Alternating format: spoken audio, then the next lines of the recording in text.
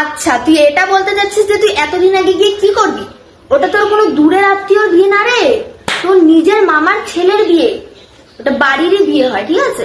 বেচারা কালকে মামা একা একাই সিলিন্ডার উঠায় নিয়ে যাচ্ছে, ভারী ভারী জিনিসগুলো উঠে নিয়ে যাচ্ছে, কেউ হেল্প করার জন্য নাই।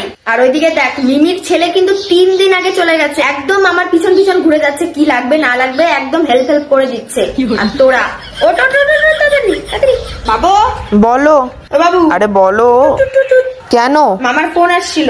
আচ্ছা, কি বললো? বিরাট শেরওয়ানি কিনতে যাবে, তুই ওকে একটু নিয়ে যা। ওদের বাড়িতে গাড়ি নাই, বীর আবার গেছে ওই আরো আত্মীয়দের আনতে। ও আমার মুখ কেন বানাচ্ছিস?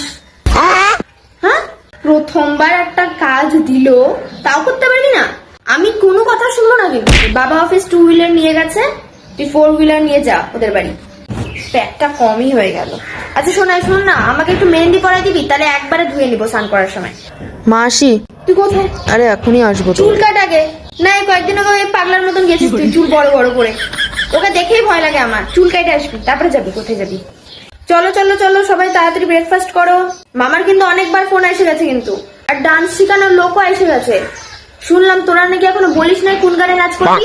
মা আমরা ডান্স করব না। হ্যাঁ মা, করবো না। কেন করবি না? এখন যদি তোর কোনো বেরোজগার বন্ধুর বিয়ে হতো, ফুর্তিতে শরীরে 206টা হাড্ডি হিলতো। আমি জানি তো, আমি জানি। সঙ্গীতের দিন সবাই নাচ করবে, তোদেরকেও নাচ করতে হবে। আমি কিছু মা। শুনবো না, আমি শুনবো না। তাড়াতাড়ি বল মামাকে কোন গানে ডান্স করতে। সব দিনের জামা কাপড় কিন্তু একবারে নিয়ে যেতে হবে, রিসেপশন, সঙ্গীত, ঠিক আছে? বাড়িতে কিন্তু আসবো না। আমি মনোজের সাথে আমার সুটকেস নিয়ে চলে যাবো। পাপা যখন অফিস থেকে আসবে তখন তোরাও তোদের সুটকেস নিয়ে চলে যাবি। পাপা বাড়িতে আসবে, তোরা কিন্তু ওখানেই থাকবি, তোরা কিন্তু বাড়িতে আসবি না। আরে ইয়ার হেরে। আসবো কি হলো, মুখটা এরকম প্যাঁচার মতো হয়ে যাচ্ছে কেন?